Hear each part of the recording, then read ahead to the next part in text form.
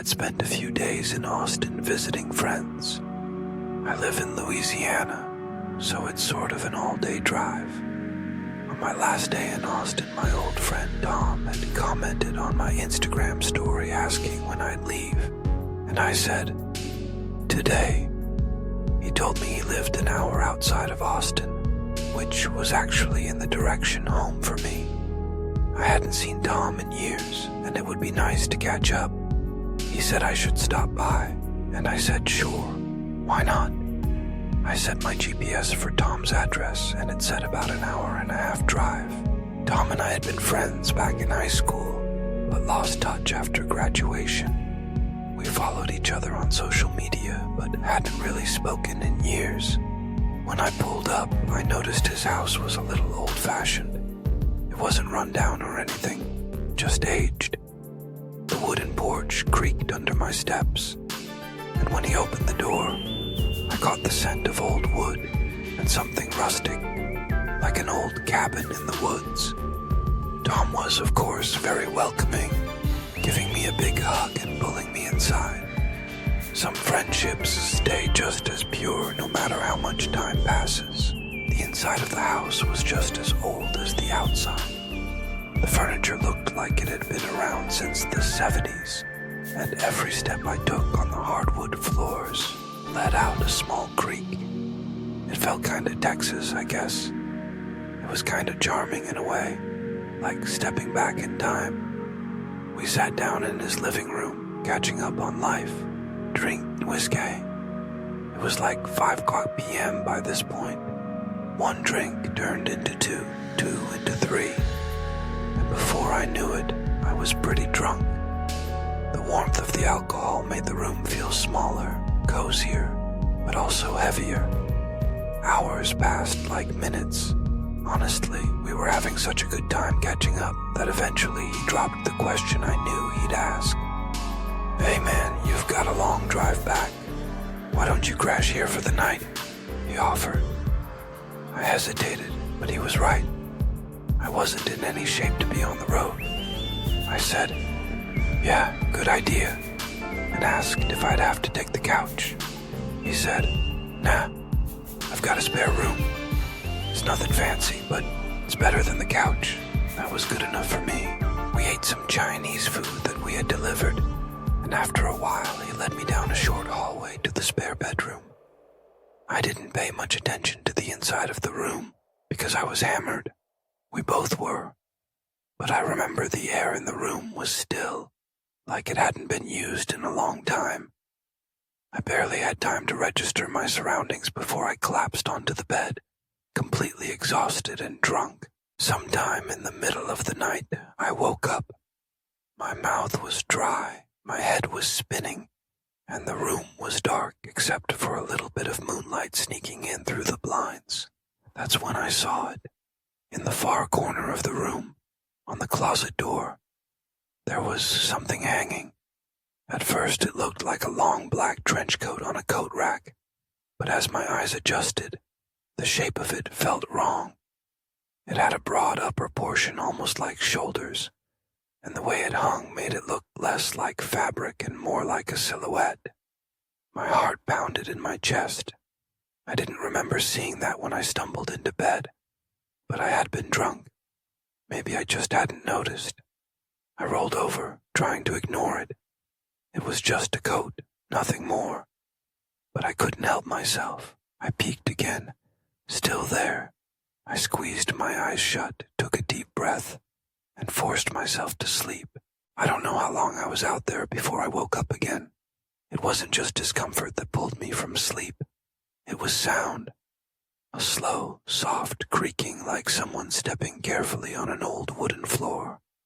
My eyes shot open.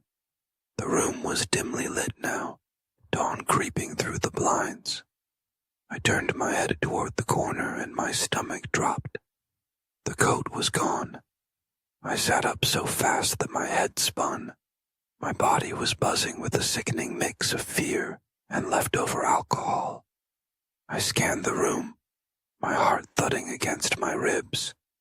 There was nothing in the corner, just an empty closet door. I threw the covers off and rushed to Tom's room. He was snoring, completely unaware of the panic storming through me.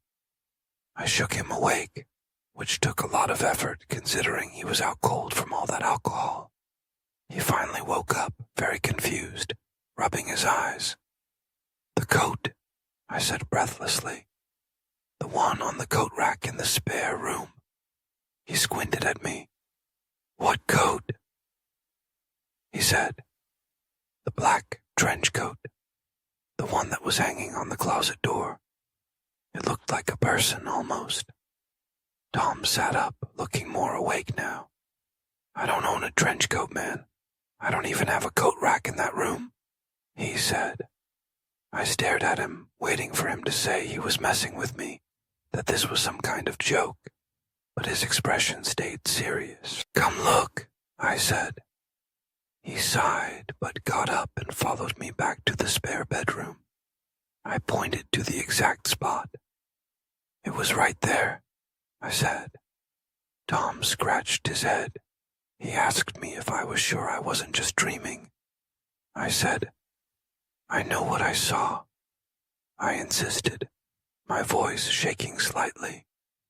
"I woke up, and it was there. Then I woke up again, and it was gone." We stood in the room for a few moments, both of us feeling the same eerie silence pressing in on us. Tom finally exhaled and shook his head, agreeing we should check the house just in case. We searched every room, every closet, every corner. Nothing. No signs of forced entry, no weird coats hanging anywhere, nothing that could explain what I saw.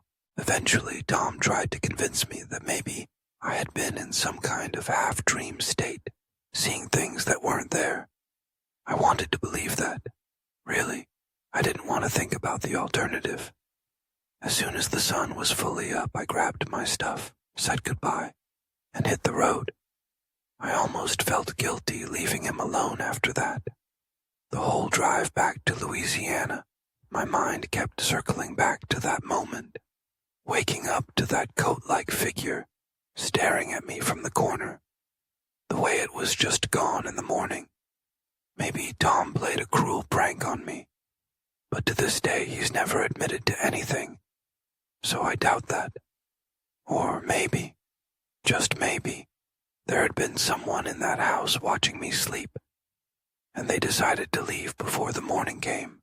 This happened to me when I was 18 years old. I was on a trip with my parents and a friend of mine, whom we can call Anna. This story takes place in Sweden.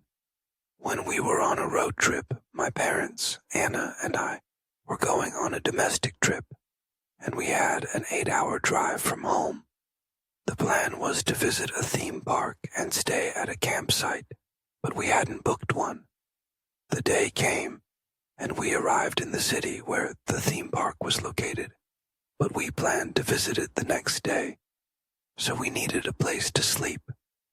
Since we had brought tents in our car, my dad searched online for a nearby campsite. He found one that seemed good and close by, so he called the campsite. Unfortunately, that day coincided with a big soccer tournament, and the campsite was fully booked. Since we hadn't reserved a spot in advance, there was no space left for us. My dad called around, but we couldn't find any campsites that were reasonably priced and near the theme park. Our only option was to find a camping spot in nature. We set the GPS to the nearest parking area in a forest to avoid parking fines. Eventually, we found a spot in a nature reserve. When we arrived, there were some people around, so we asked if it was okay to set up our tents there, and whether it was a good place to stay. A woman who was hiking told us it was a good place to sleep, and that there were no parking attendants. Based on that, we decided to sleep in a small, lonely gravel parking lot. We were surrounded by forest, and a 10-minute walk away was a beach. At first, we considered setting up our tents on the beach, but something told me it would be better to camp in the parking lot. As we got out of the car to set up our shelter for the night, I noticed a lone car parked further away in the lot. It looked like it was in bad condition, and there was no one inside. I found it strange because it was already evening, and there were no more people at the beach or hiking in the woods. However, I didn't think too much about it at the time. I helped my parents set up our tents. They were sleeping in one tent, while Anna and I shared the other, with both tents placed close together. After struggling to build them, we finally finished. Anna and I made our tent cozy, watched YouTube, and ate snacks. By this time it was around 11 p.m. We wanted to sleep at a decent hour so we wouldn't be too tired the next day. After a while, around midnight, we decided to sleep. At this point, my parents were already asleep in their tent. Anna and I were scrolling through TikTok when we suddenly heard a metallic sound from the parking lot. It sounded like a shovel being thrown onto the gravel. We both jumped in fear and asked each other what it could be, too scared to peek out of the tent window. We chose to stay silent and listen. The sound had come from the same direction as the abandoned car. We then heard what I assumed was a shovel being thrown into the car's trunk, followed by the trunk slamming shut. We sat in silence, our hearts pounding. Then we heard the car speed off, as if someone were trying to get away quickly. I texted a friend from a nearby city telling him where we were staying. He replied, warning me that the beach nearby was known to be dangerous, with organized criminals often engaging in illegal activities there. We had no idea about this before. When I read my friend's message, I felt cold and deeply unsettled. About 10 minutes passed in silence after the car sped away. Anna and I had started to calm down a little when, out of nowhere, we heard the loudest, most blood-curdling scream from a man coming from the woods. We were absolutely horrified. I immediately texted my mom telling her we just heard a loud scream. When she didn't respond, I called her phone to wake her up. She finally answered and said neither she nor my dad heard anything. She reassured me that it was probably nothing serious, but at that moment I couldn't think of any normal reason for someone to scream like that. Anna and I crawled onto the blankets, terrified, not knowing what was happening. Every minute felt like an hour. Even though it was midnight, suddenly everything became eerily silent. Then my blood ran cold. I heard footsteps. Someone was walking around our tents, moving stealthily.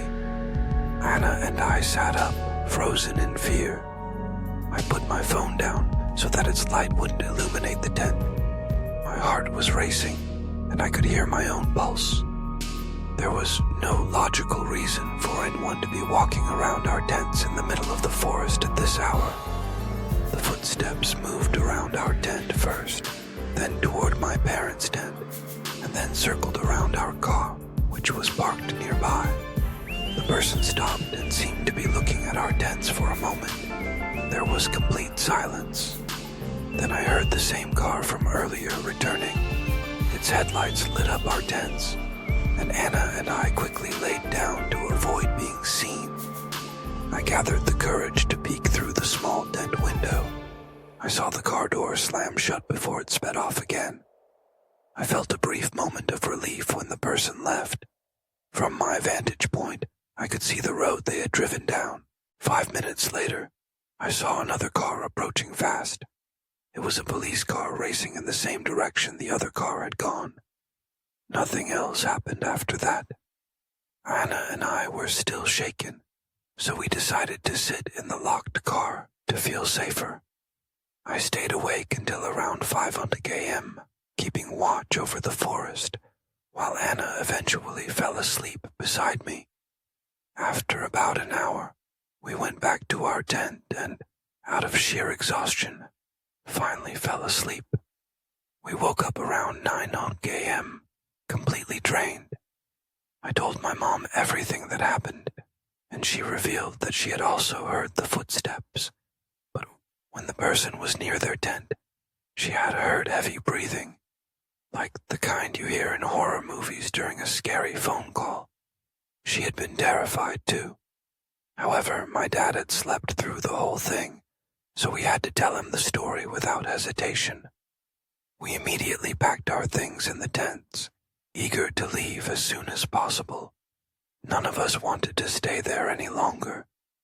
Despite the terrifying night, we had a good time at the theme park later that day. However, that evening I decided to research the forest where we had camped. What I found made my stomach drop.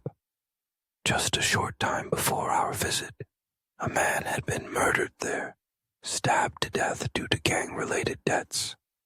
Even more disturbingly, 2 men had gone missing from that exact beach and had never been found. I couldn't stop thinking about it. What if the person walking around our tents was a dangerous individual checking to see if there were any witnesses? What if we had been in serious danger without realizing it? Even now, I still think about that night. Who made that horrifying scream? And why was someone using a shovel in the middle of the night in a forest? And the police? What exactly were they chasing? I guess I'll never know.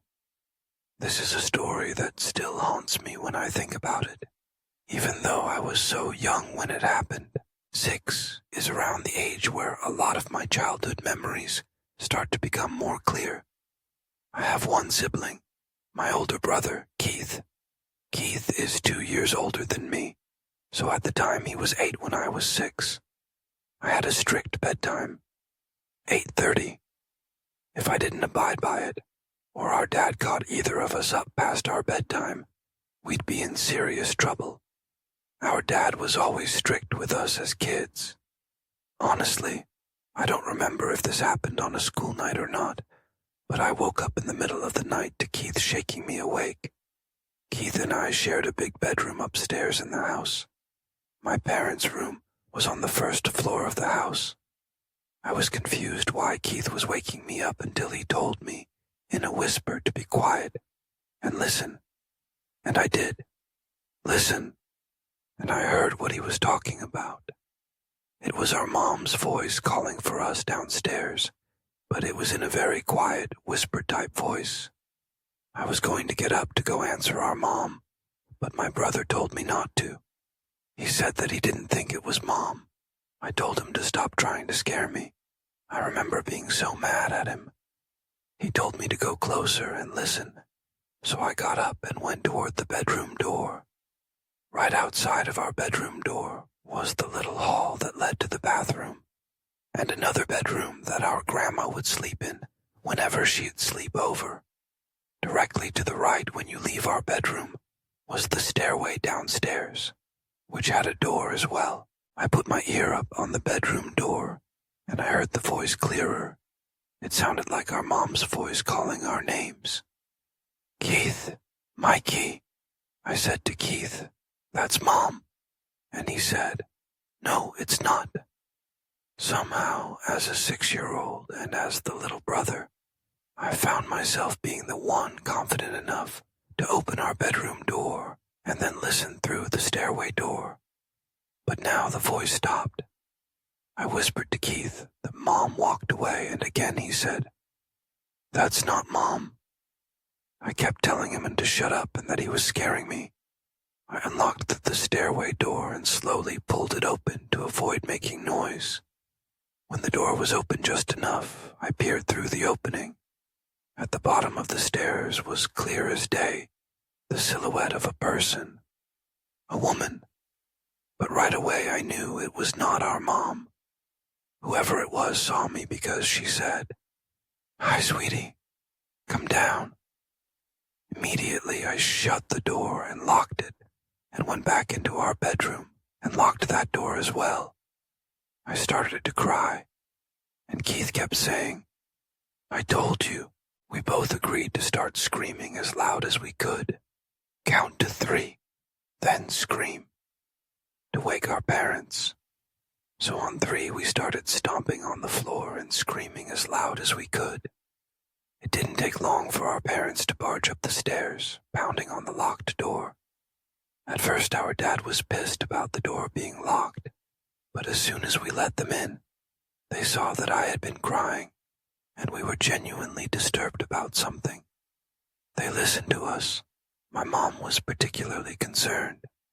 After telling us she was not at the bottom of the stairs, and she was not calling our names, she asked what the woman looked like, but all we could say was we couldn't tell. Meanwhile, I remember our dad running downstairs to, I guess, look around for the woman. After a bit, our mom kissed us goodnight again, and I'm pretty sure she told us to lock the doors, which was a first. I was too young to catch on, but it seemed as if our parents knew exactly who it could have been.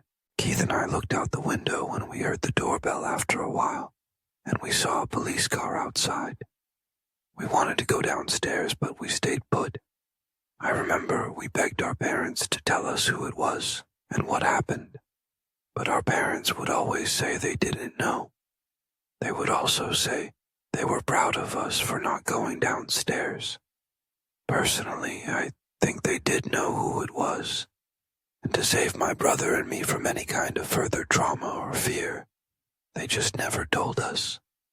Because the last time I saw my parents for dinner, I asked them about it, and they still shrugged it off as some random intruder. But that never explained how that woman knew our names. This happened when I was 16. I was still in high school, and I obviously didn't have a car yet, so I was at the mercy of my parents driving me around or just walking if it was close. It was the weekend. My friend Haley was having some of our friends over since her parents weren't home. My mom drove me to her house. Haley lived close, about a 3-minute. I was on a drive and a 20-minute walk. My mom was single at the time, and she also liked to go out too. So she told me that if she's out late, then to just walk or get a ride home, which meant she was going on a date.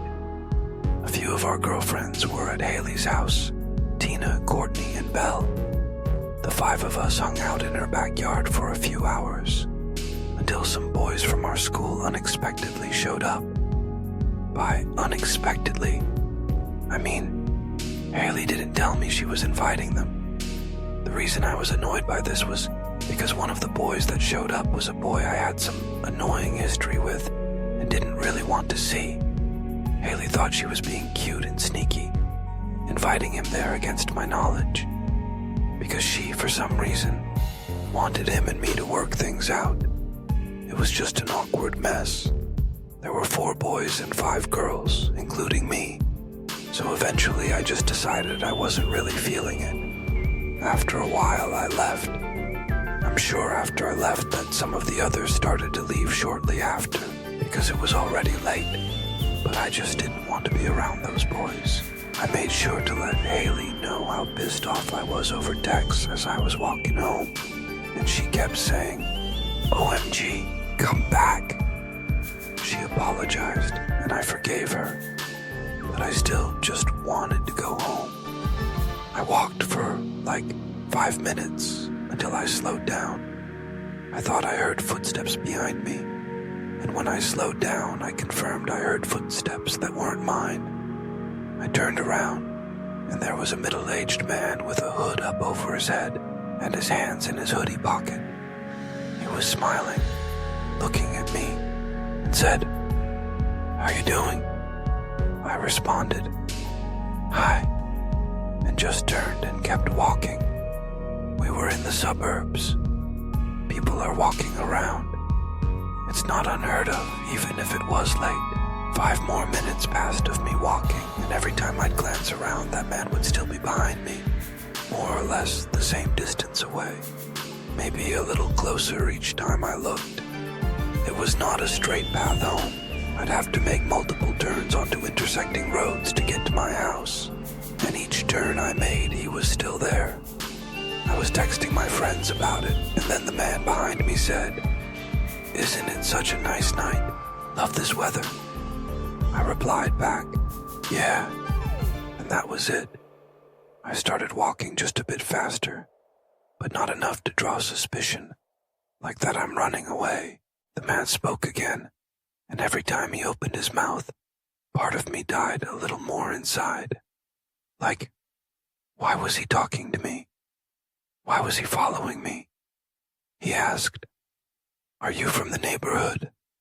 I replied, "No." I was making my answer short and firm. The man chuckled. I started asking all my friends for help, to send one of the guys to come pick me up. Ironically, the boy who I was trying to avoid was on his way to come get me. I'll just nickname him Brandon. The man behind me then said something that changed everything. He said, "I'm not going to hurt you. You live by the elementary school, right?" I turned around and he stopped in his tracks. He was still smiling, but now his smile seemed more disingenuous, more sinister. I screamed, "Leave me alone!" and started to run. I heard the man running behind me, catching up to me. At that point, it was my life on the line. So I started screaming bloody murder. I started screaming, "Help me!" for everyone in their houses to wake up, and he, the man, dropped his nice guy facade and said, "Shut up, you little."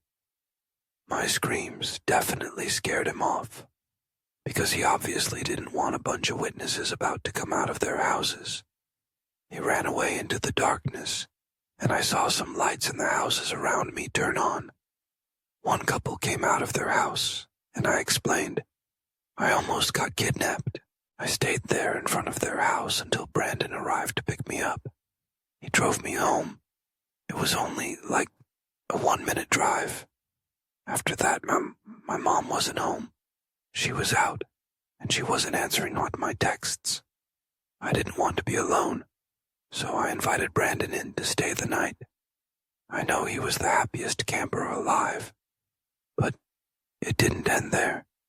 We were up late, just talking and reminiscing about old times, when we both heard footsteps circling the house.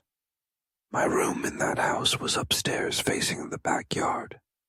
We heard the gate to the backyard opening. My mom would never enter through the backyard, so something was off. I held back from yelling out, "Mom!" and instead Brandon and I just looked out the window. We didn't hear any more sounds. We were expecting to see someone walking around the yard, but instead we both heard a man's voice say, "I see you up there." I let out a very audible gasp and stepped away from the window. Brandon yelled out something along the lines of, "We're calling the cops, you freak." That's exactly what we did. The fact that this man knew where I lived, he probably knew who I was. What if he knew I was going to Haley's house? Brandon did a lot of the talking on the phone with 911. Looking back, I know he tried really hard to be the man in the situation, and I appreciated that. I was honestly so happy he came inside. The cops showed up, and their presence just made me feel safer. Even just giving them a description of this man made me feel better, like at least something was done. My mom got home soon after, and she was just as freaked out as I was. They kept a police car parked on the block for a few hours as a deterrent. Thankfully, from there on, I didn't do any walking at night. I was even scared to go into our backyard. After that, my mom had to have our uncle come over and install an entire security camera system. He made no effort at hiding them. They were on full display to deter that creepy man and any other creep from coming to that house. I'm glad to say that the story ended there, because this incident also prompted my mom to sell that house about a year later, just because she hated seeing me living in constant fear in that house. We never found out who that man was.